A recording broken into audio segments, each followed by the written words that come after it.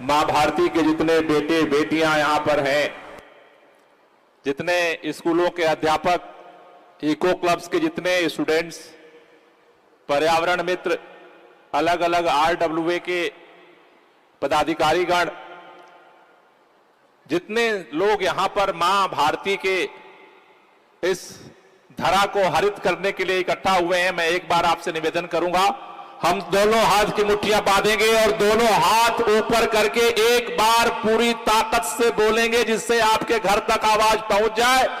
भारत माता की, भारत माता की, इनकलाब, इनकलाब, वंदे, वंदे। साथियों, कुदरत ने इस सावन का महीना 12 महीनों में से इस सावन का महीना इसलिए बनाया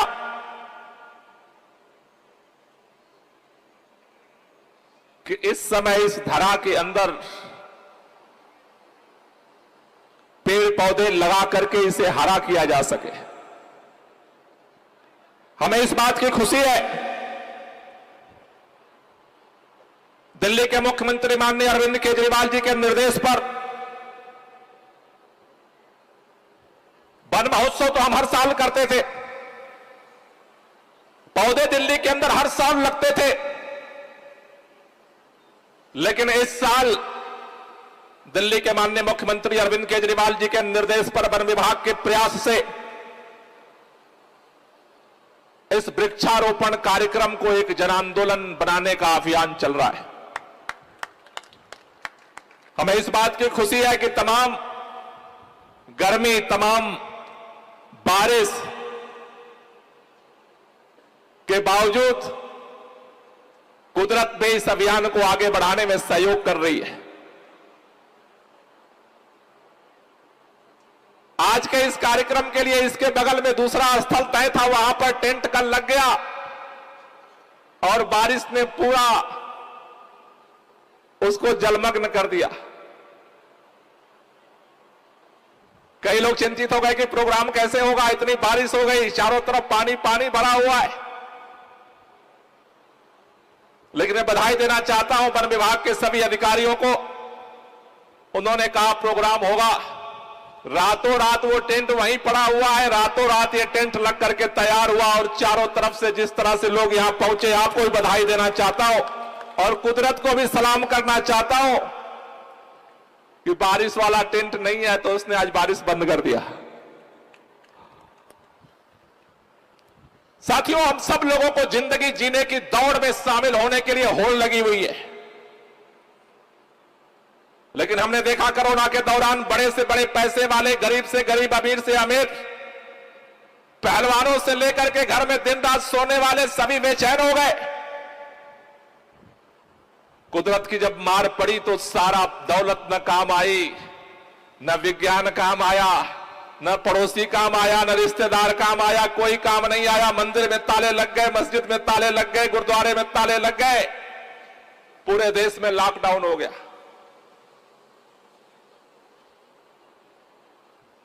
इसलिए जिंदगी के दौर में हमारी ख्वाहिशों को पूरा करने के लिए अपनी सारी ऊर्जा को लगाना जितना जरूरी है, उतना ही इस जिंदगी की सांसों को बरकरार रखने के लिए प्रकृति के साथ दोस्ती करना भी जरूरी है। जितना विकास जरूरी है, उतना ही प्रकृति के साथ मोहब्बत जरूरी है। जितना टेक्नोलॉजी जरूरी है, उतना ही कुदरत का वरदान भी जरूरी है, क्योंकि अगर एक तरफा चलोगे तो कभी भी एक्सीडेंट हो जाएगा। गाड़ी के अंदर बाइक की 2 पहिए होते हैं, एक पहिया कितना भी ताकतवर हो, अगर दूसरा पंचर हो गया तो बाइक चलेगी नहीं। कार में तो 4 पहिया होता है, 3 पहिया भी बहुत अच्छा हो, अगर चौथा भी पंचर हो गया तो कार चलेगी नहीं। इसलिए हमारे जिंदगी को बेहतर मान सम्मान से जीने के लिए पैसे की जरूरत है, अच्छे खाने की जरूरत है, अच्छे मकान की जरूरत है, अच्छे कपड़े की जरूरत है, शोहरत की जरूरत है, लेकिन उससे भी ज्यादा जरूरत हमें सांसों की है। सांसों के बगैर जिंदगी जीना मुश्किल हो जाएगा, चाहे कोई भी हो। इसलिए आप सब जानते हैं, दिल्ली सरकार अरविंद केजरीवाल जी के नेतृत्व में चौतरफा काम कर रही है। दिल्ली के अंदर वो काम हुए जो काम आज तक इतिहास में नहीं हो पाए।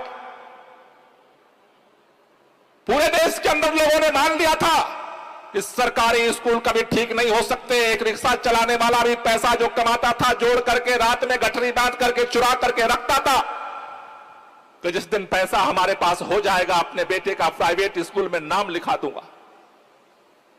लोग कहते थे this is not possible in the present history.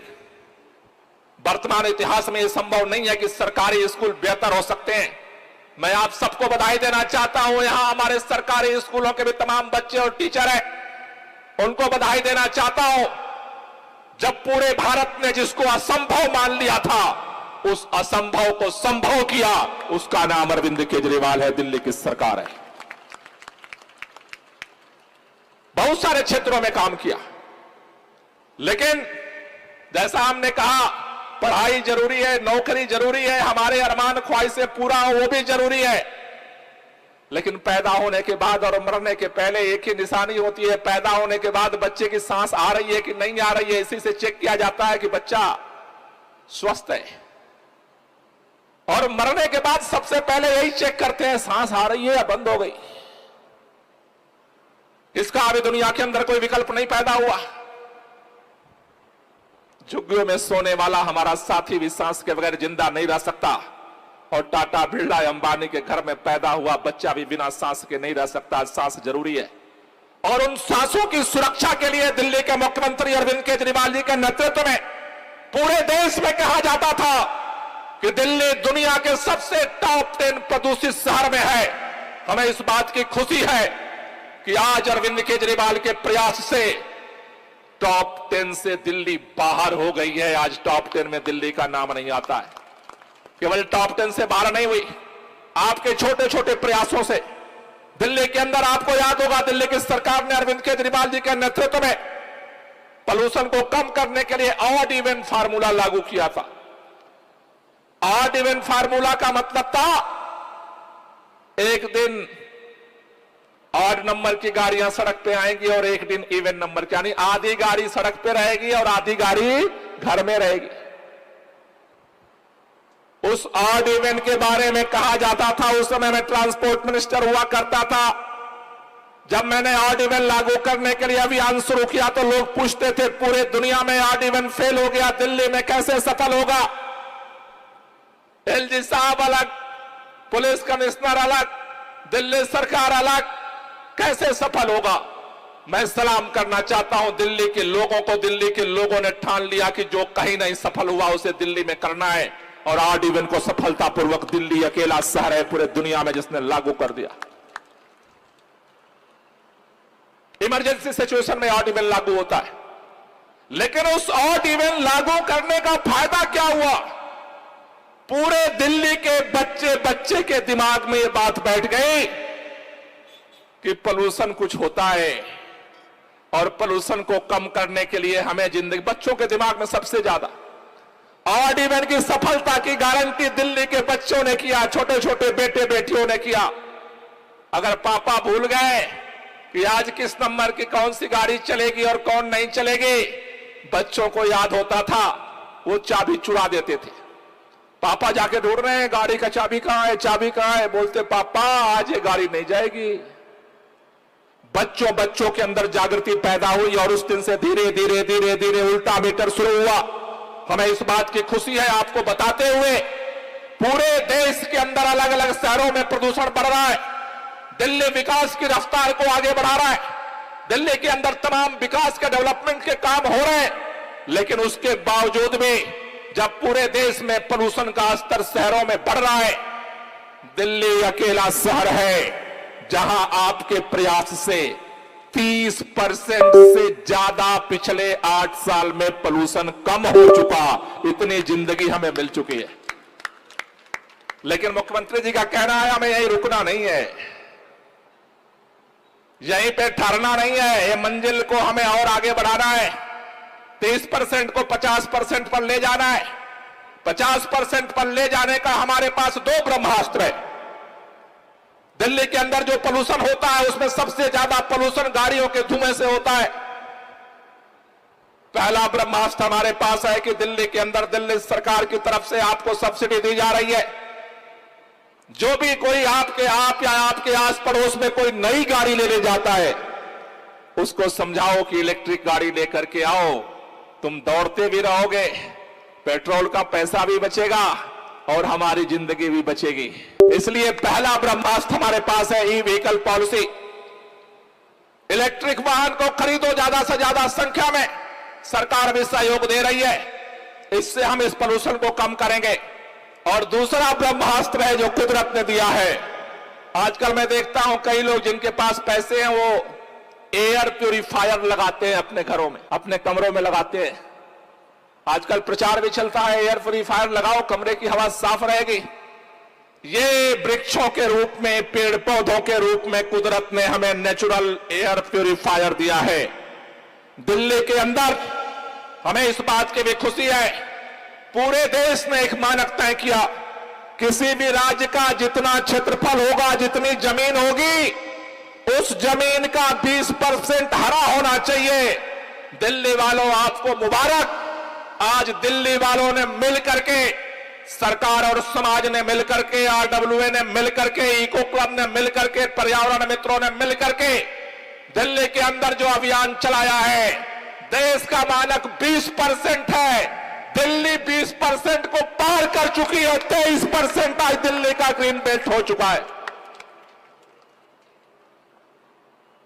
लेकिन जैसा मैंने कहा, नहीं रुक जाना नहीं कहीं हार के, ठहरना नहीं है, रुकना नहीं है, क्योंकि हम चाहते हैं।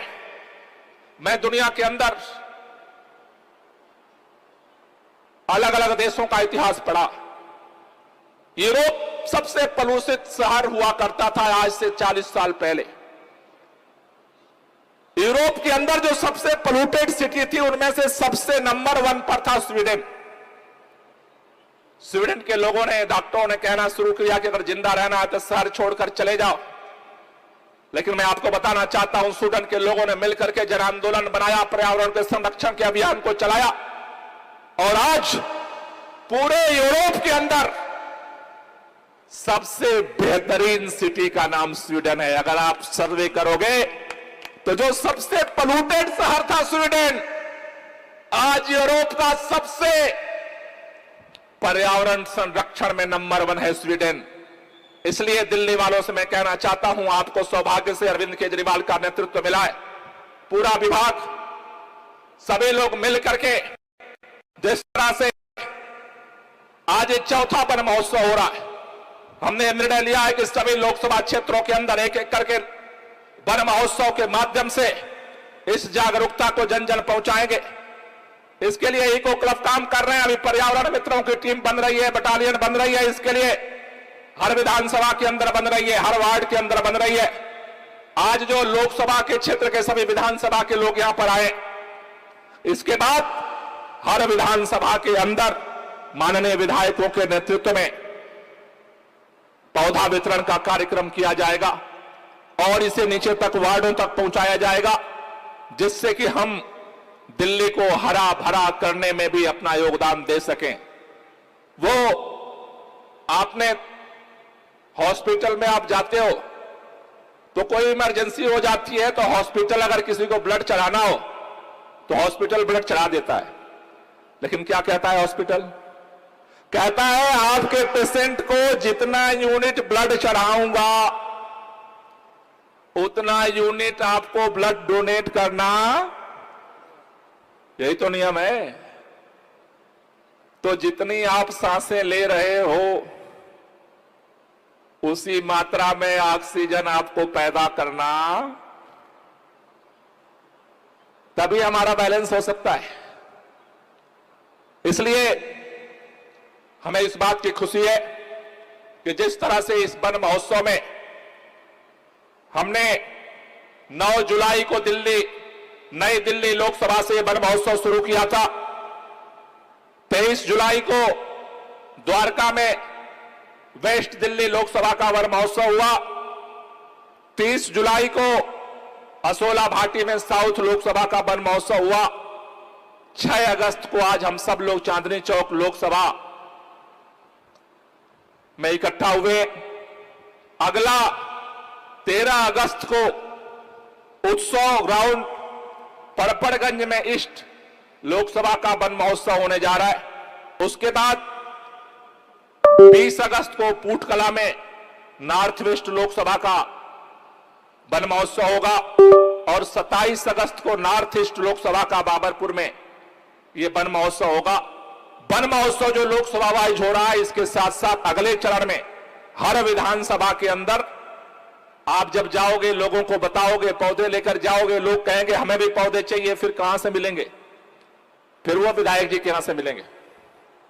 वन विभाग विधायकों से तालमेल करके, वहां के पर्यावरण मित्रों की टीम से तालमेल करके वहां पर पौधे पहुंचाएगा। वहां से आप पौधे ले सकते हैं। हम सब मिलकर के इस अभियान को आगे बढ़ाएंगे।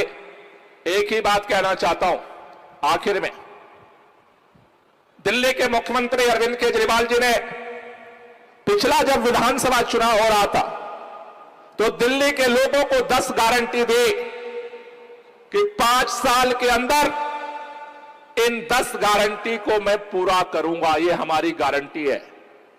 उन 10 गारंटियों में एक गारंटी थी कि अगले 5 साल के अंदर दिल्ली में 2 करोड़ पौधे लगाए जाएंगे। हमें इस बात की खुशी है कि पिछले 3 साल में 1 करोड़ 18 लाख पौधे लगाए जा चुके। इस साल 52 लाख पौधे लगाने का लक्ष्य है जो अभियान चल रहा है। यह साल पूरा होते 1 करोड़ 70 लाख पौधे हम लगा चुके होंगे। अगले साल के लिए केवल 30 लाख पौधे बचेंगे। जैसे हमने नेशनल मापदंड को 20% के ग्रीन बेल्ट के रिकॉर्ड को तोड़ा है, आपसे एक ही संकल्प लेकर के एक ही वादा लेना चाहता हूं।